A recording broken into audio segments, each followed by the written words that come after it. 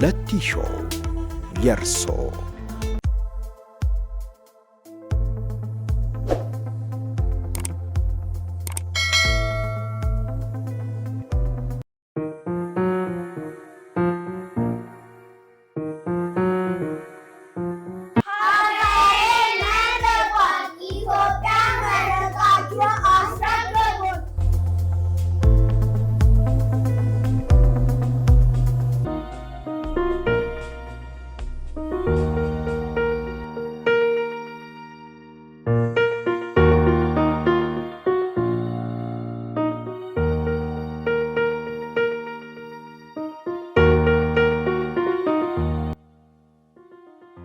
ኢትዮጵያን መርቋት ሀገራችንን እንመርቃት።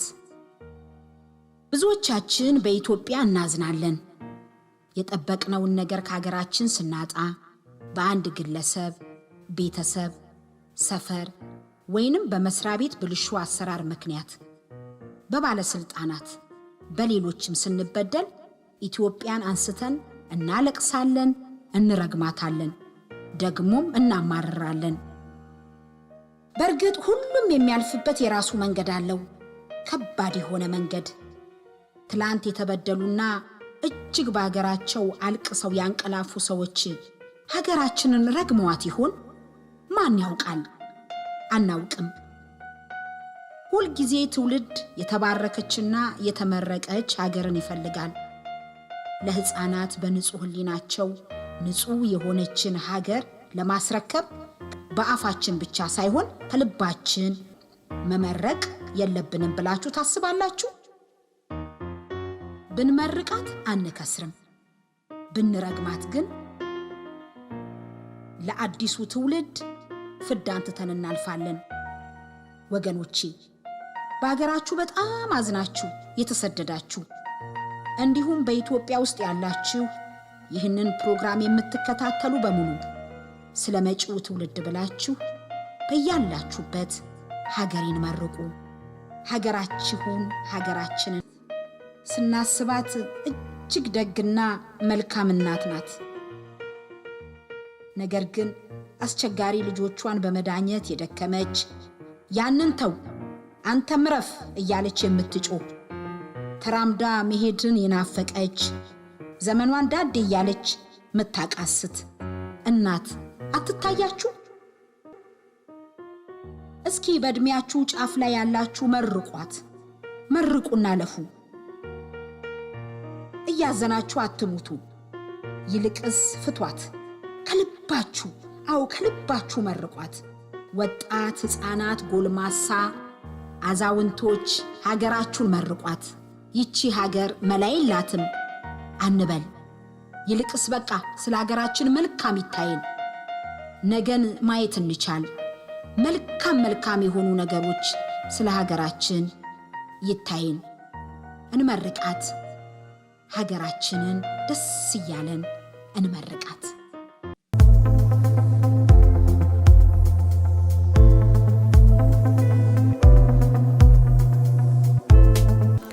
ለቲ ሾው የርሶ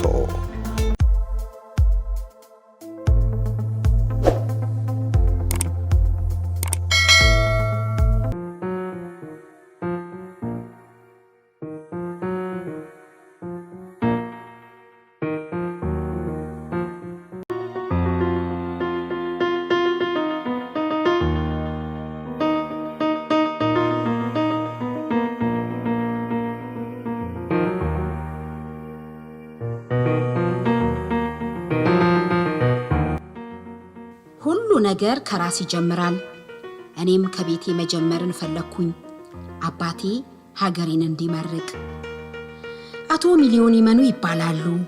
ስለ ኢትዮጵያ ስጠይቃቸው የመለሱልኝን መልስ ድምጻቸው ብዙም ባይሰማም እኔ ግን እንዲህ አቀርበዋለሁ። ሀገሬን መርቃታለሁ፣ እማማን መርቃታለሁ። እኔ ወዳታለሁ፣ አስባታለሁ፣ ታሳዝነኛለች። ዛሬ ላይ ሀገሬ ከፍቷታል፣ በልጆቿም አዝናለች። ገሚሱ ሲደሰት ሌላኛው ሲያዝን፣ ገሚሱ በረሃብ አንጀቱ ታጥፎ ታሞ መድኃኒት መግዣ በማጣት ሲሞት፣ አንዳንዱ ከልክ በላይ ጠግቦ የተራበውን ሲዘነጋው፣ ዘረኝነት ጎጠኝነት በስቶ ወንድም ወንድሙን ሲገድል የማይደነግጥበት ዘመን፣ ጦርነት ከኛው ከቤታችን ተነስቶ እናት ልጇን አጥታ ስታለቅስ፣ እረ ስንቱን ልግለጽ። ኢትዮጵያም እማዬ ያዝናለች፣ አዝናም ታለቅሳለች። እኔ ግን በዚህ ውስጥ ሆኜ እመርቃታለሁ። ዛሬ እግሬ ተራምዶ መሄድ ቢያቅተው፣ ዓይኔ ማየት ቢሳነውም፣ አልጋ ይዤ ቤት ብቀርም ይህ ትርጉም እንዳለው ገብቶኛል። በዓይኔ እያየው ከማዝን እግሬም ወደ ክፉ ነገር እንዳይሄድ ፈጣሪ አስቦልኝ ይሆን? ቤት ከቀረው 7 ዓመት ሆነኝ። ይሁን ይመስገን። እስኪ ወደ ኋላ ትንሽ ላስብ። መከራዬን መቃኘት ከቻልኩኝ በመጠኑ ላስታውስ።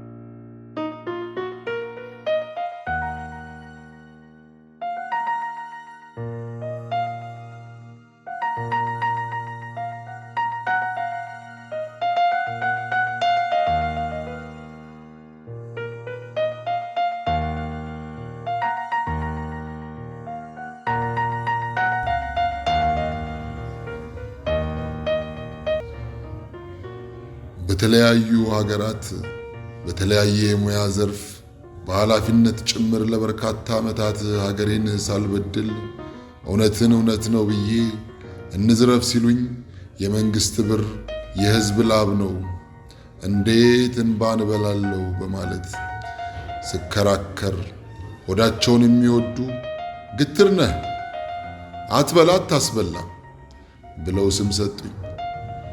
አንተ አትብላ እንጂ የሚበላ መች ጠፋና፣ ሞኝ ነህ ተከራከር።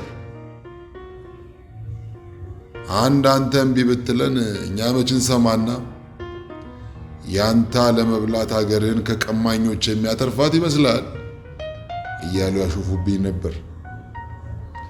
ነገሩ በዚያ አላበቃም። ሀገሬን መዘበሯት። እነሱ መበልጸግን ፈለጉ፣ በለጸጉ። እኔን ከሥራ ገበታዬ በፍጥነት አስወገዱኝ።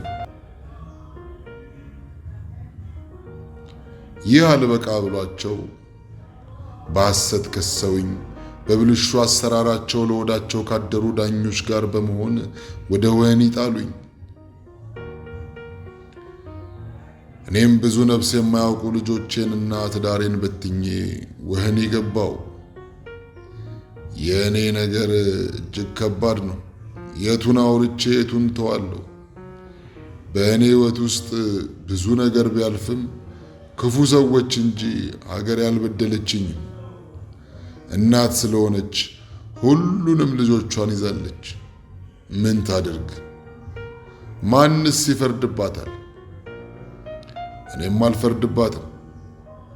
በእኔ ላይ በሐሰት ከሰውኝ እንድታሰር ምክንያት የሆኑኝ አንዳንዶቹ በሕይወት የሉ። በሕይወት ያሉትም ይቅር ልላቸው እወዳለሁ። ይህንን ፕሮግራም የማየት ዕድል ከገጠማችሁ ይቅር ብያችኋለሁ።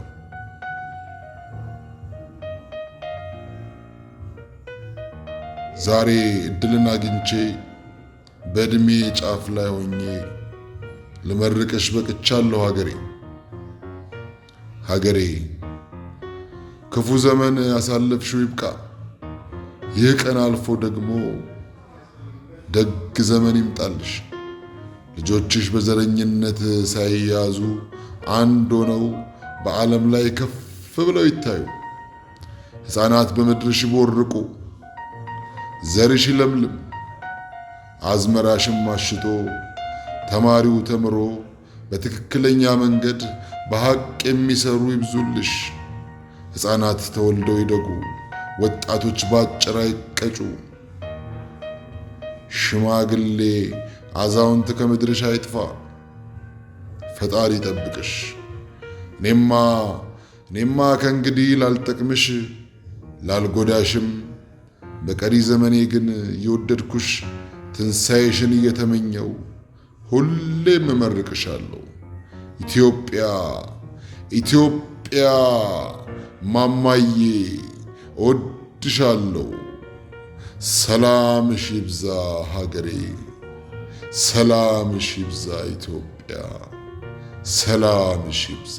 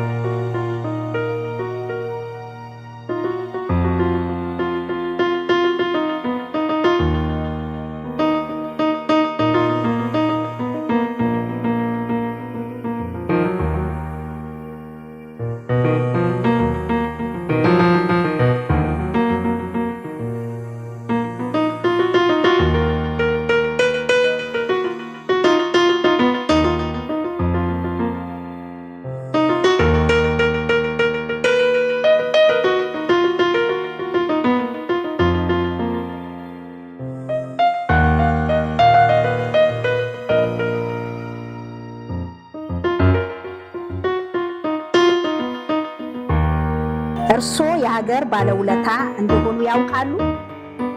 ምናልባት ከሀገሮ ብዙ ነገር ጠብቀው አጥተው ይሆናል። ግን ሁሉን ትተው ለመጪው ትውልድ ኢትዮጵያን መርቀዋል። እርሶ ሲመርቁ እኛም አሜን ብለናል፣ እናመሰግናለን የሚል ነው።